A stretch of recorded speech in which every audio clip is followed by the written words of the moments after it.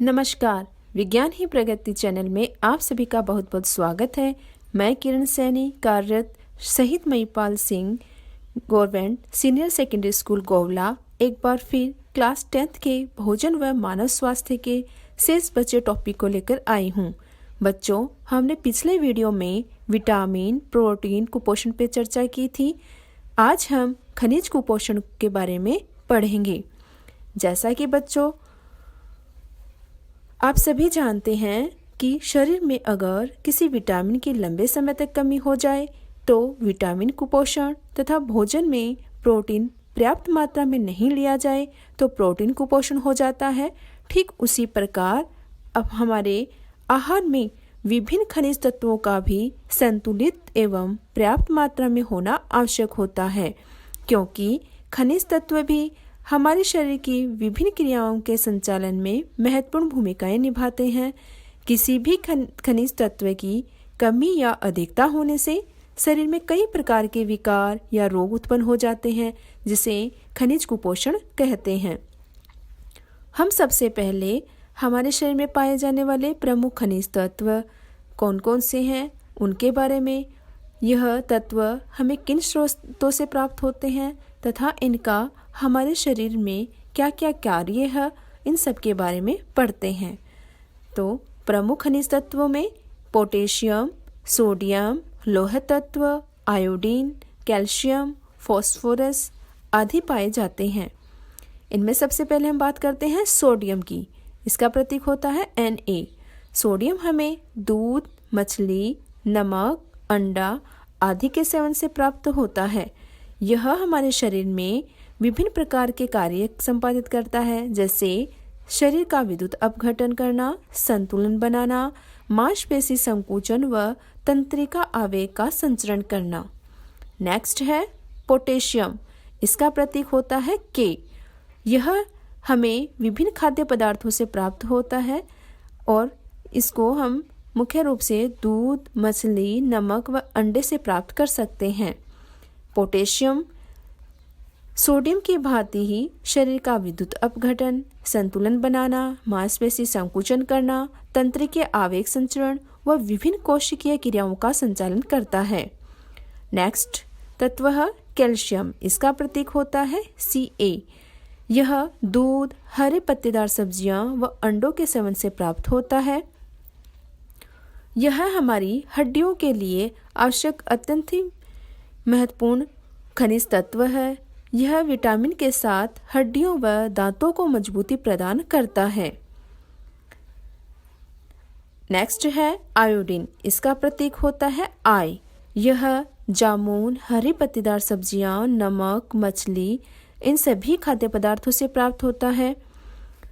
Iodine हमारे शरीर में बहुत ही महत्वपूर्ण तत्व है, क्योंकि यह शरीर में थायराइड ग्रंथि को थायरोक्सिन हार्मोन के निर्माण के लिए प्रेरित करता है। बच्चों, आप सभी जानते हैं थायराइड ग्रंथि के बारे में। थायराइड ग्रंथि हमारे गले में श्वसन नलिका के दोनों ओर पाई जाती है। जब हमारे शरीर में थायरोक्सिन हार्मोन का निर्माण पर्याप्त मात्रा में नहीं हो पाता है तो गला सूजकर लटक जाता है और इस रोग को गॉइटर या घेंगा रोग कहते हैं। तो हम कह सकते हैं आयोडीन की कमी से गॉइटर या घेंगा रोग हो जाता है। नेक्स्ट है लौह तत्व। इसका प्रतीक होता है Fe। यह हमें दूध, हरी सब्जियों, अंडा, मांस आदि के सेवन से प्राप्त होता है। लौह तत्व भी हमारे शरीर का अत्यंत महत्वपूर्ण तत्व है, क्योंकि यह रुधिर में हीमोग्लोबिन के निर्माण को प्रेरित करता है, साथ ही ऊतकों में ऑक्सीकरण क्रिया को भी संपादित करता है।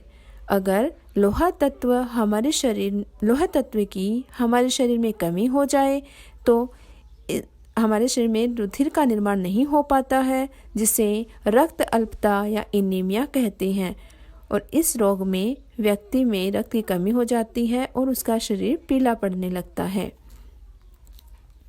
नेक्स्ट है फास्फोरस। यह दूध, हरे पत्तेदार सब्जियां, सूखे मेवे, यकृत आदि के सेवन से प्राप्त होता है तथा यह हमारे शरीर में कैल्शियम के सहयोगी के रूप में कार्य करता है। यह कैल्शियम के साथ मिलकर हड्डियों तथा दांतों को मजबूती प्रदान करता है। बच्चों, मैंने आपके अध्ययन में सुविधा के लिए इन सभी खनिज तत्वों को सारणी के रूप में भी प्रदर्शित किया है। तो इसके साथ ही अपना भोजन व कुपोषण का टॉपिक यहीं पे समाप्त होता है। अब हम नेक्स्ट टॉपिक मानव स्वास्थ्य पे चर्चा करते हैं।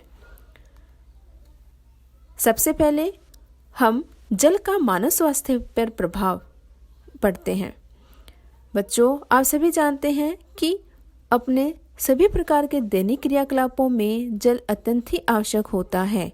इसके बिना कोई भी कार्य संपादित नहीं किया जा सकता। तो जल ही जीवन है, इसके बिना जीवन की कल्पना भी नहीं की जा सकती।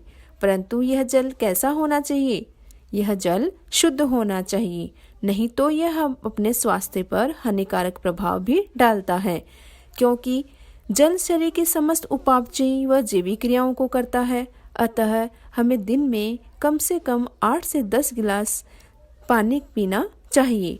यह शरीर के विभिन्न प्रकार से शरीर को लाभ पहुंचाता है। जैसे यह शरीर को चुस्त व ऊर्जावान बनाता है, शरीर को विभिन्न रोगों से बचाता है, अर्थात शरीर की रोग प्रतिरोधक क्षमता को बढ़ाता है, शरीर में अनावश्यक चर्बी जमा होने से रोकता है, एलर्जी होने की आशंका को कम करता है, साथ ही फेफड़ों में संक्रमण, अस्थमा, आंत की बीमारियां, सर्दी जुकाम तथा पथरी होने के खतरे से भी बचाता है। बच्चों, क्या आप जानते हैं पीने योग्य जल के क्या गुण होने चाहिए? तो देखो, पीने योग्य जो जल है उसमें किसी भी प्रकार का कोई कण, वनस्पति या हानि पहुंचाने वाले सूक्ष्म जीव नहीं होने चाहिए। जल का पीएच हमेशा संतुलित होना चाहिए। उसमें पर्याप्त मात्रा में ऑक्सीजन घुली हुई होनी चाहिए। अगर पीने योग्य जल में इन गुणों में कमी पाई जाती है तो ऐसा जल प्रदूषित जल कहलाता है और ऐसे जल के सेवन से शरीर में विभिन्न प्रकार के विकार उत्पन्न हो जाते हैं। तो अब हम नेक्स्ट टॉपिक पढ़ते हैं, दूषित जल के दुष्प्रभाव। प्रदूषित जल हमारे शरीर में कई बीमारियों को जन्म देता है। जल के साथ हानिकारक सूक्ष्म जीव जैसे विषाणु, जीवाणु, प्रोटोजोआ, कृमि आदि शरीर में प्रवेश कर जाते हैं और दस्त, हैजा, पेचिश जैसी बीमारियों को उत्पन्न कर देते हैं। वायरल संक्रमण होने के कारण शरीर में हेपेटाइटिस, कोलेरा, टाइफाइड और पीलिया जैसी खतरनाक बीमारियां हो जाती हैं। बच्चों, आपने बाला या नारू रोग का नाम तो सुना ही होगा।